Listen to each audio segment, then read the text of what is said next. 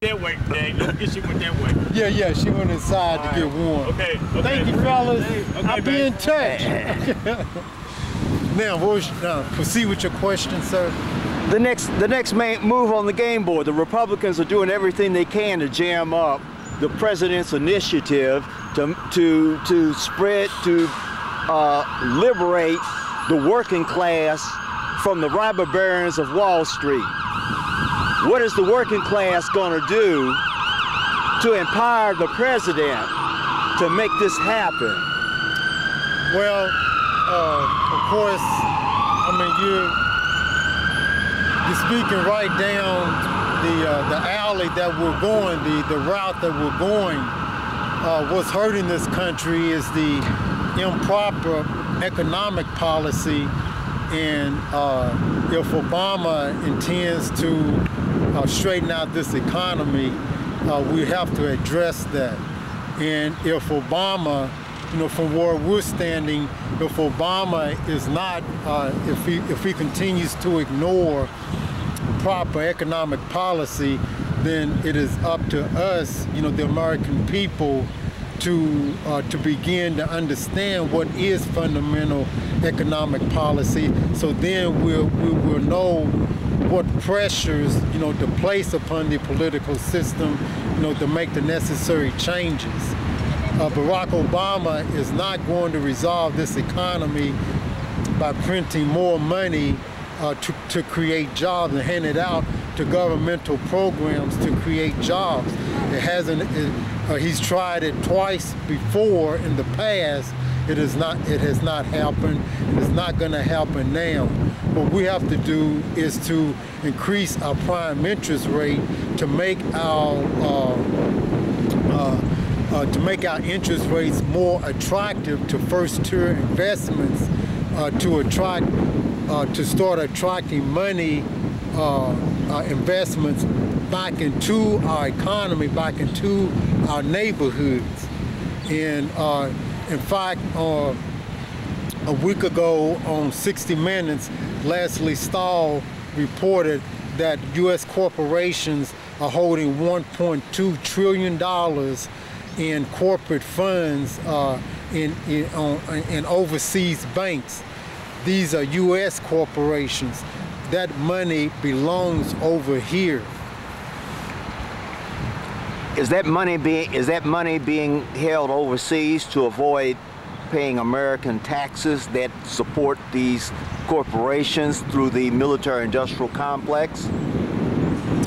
Well, as an American that understands fundamental economics, okay, the one thing that we're sure that corporations are doing is holding the money overseas to take advantage of the higher interest rates. If the banks over here are paying 2% interest on savings accounts, on certificates of deposits, on trust funds, on annuities, then the banks overseas, with China having a prime interest rate of 6.56%, China is at least starting to pay, paying, beginning with 8%, 8.5% on up to 12, 13, 14% on savings. So if you have $1 million, where would you put your money? Over here in the U.S. banks, or over in China, or in South America, or over in Thailand, where the interest rates are much higher? How does that affect the economy when major corporations move their operating facilities, that is their production, overseas, where there is a cheaper labor base and no unions to deal with, and then they return those produced goods to the American market, and they expect the American labor,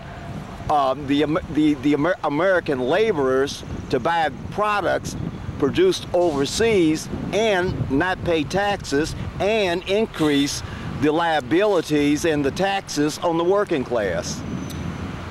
Well, now we're getting into an area of economic activity that is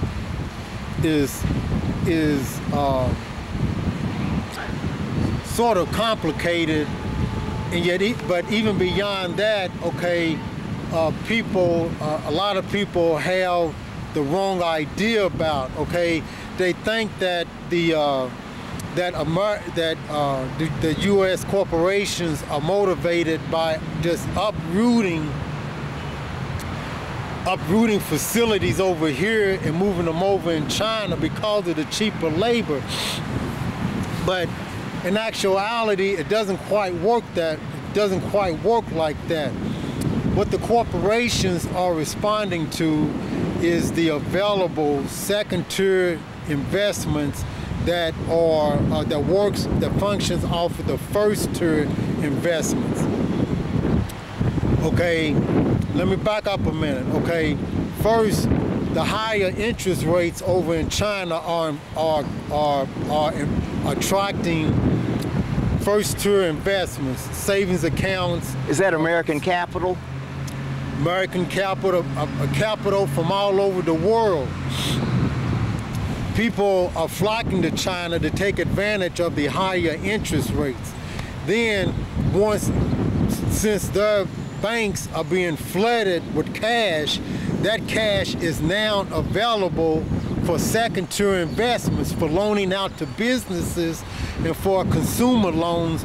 And it is these second-tier investments in which the money is loaned out to businesses and for consumer loans. You know, consumer loans for consumers that want to buy cars, consumers that want to buy appliances for their homes. So why can't the American worker finance that through their own capital base?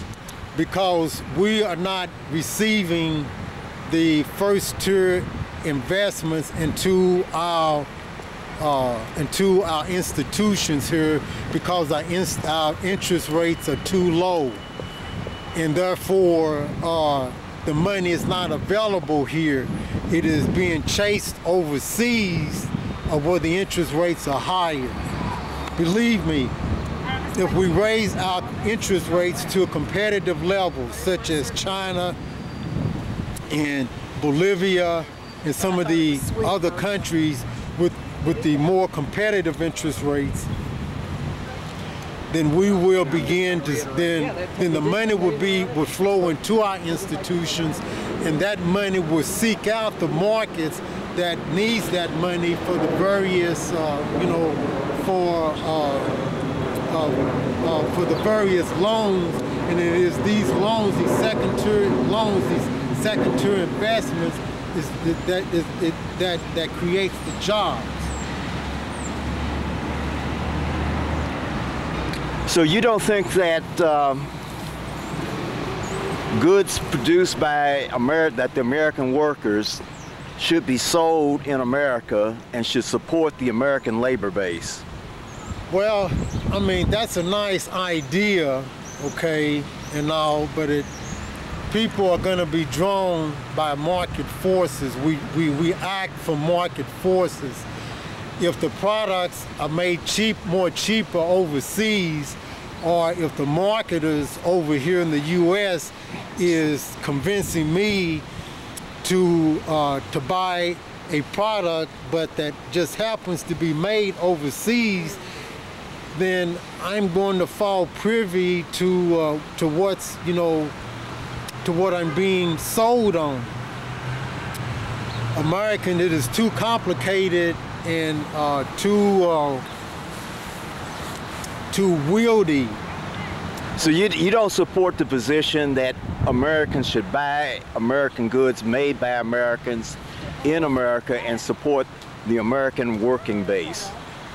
Of course, okay, I wish that Americans would buy America, okay, but I'm just saying that it's a nice idea, but it doesn't work that way.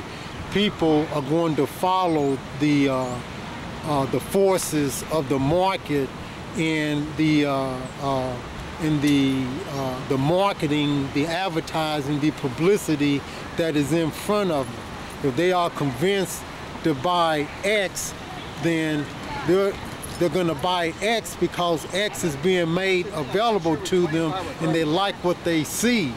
It is all about the market. It's all about the market. Are you saying that the President of the United States cannot control the market forces of the United States, and that whatever situation the American people are dealing with is beyond the control of the White House? No, now that's another conversation. Of course, the United States can help to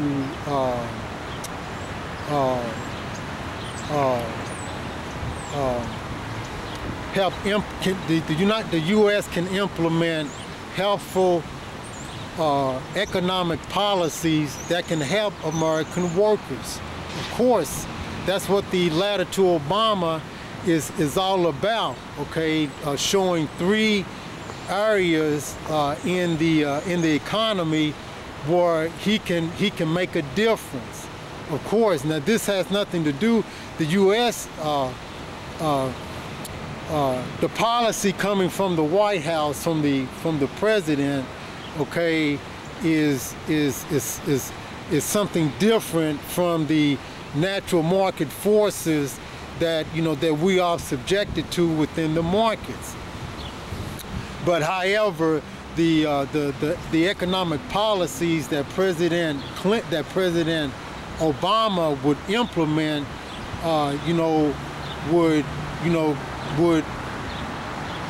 would help, can create jobs and help our current situation, okay, and which again will spill over into the market forces.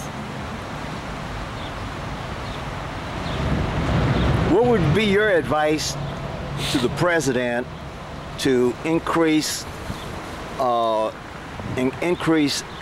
job stability amongst the blue-collar labor class and the working class in this country? What would you do to stabilize the American working class in this country? I would do the 3 things. I would start with the 3 economic structural defects that are identified in the letter. Okay. Number 1, I would start raising our prime interest rate to a competitive level, as competitive to China and Australia, some of the countries in South America, okay, to help to start attracting some of those investment dollars, including U.S. corporate dollars, into our country. In turn, those first 2 investments will be loaned out as second 2 investments to businesses and to consumer loans, and that would begin to create jobs. Number 2, to eliminate this terrible policy of allowing investment bankers to get their money directly from the Federal Reserve. This began with the Fed's with Federal Chairman Ben Bernanke's announcement on May 2nd, 2008. When he did that, that reduced the competition for the U.S. dollar.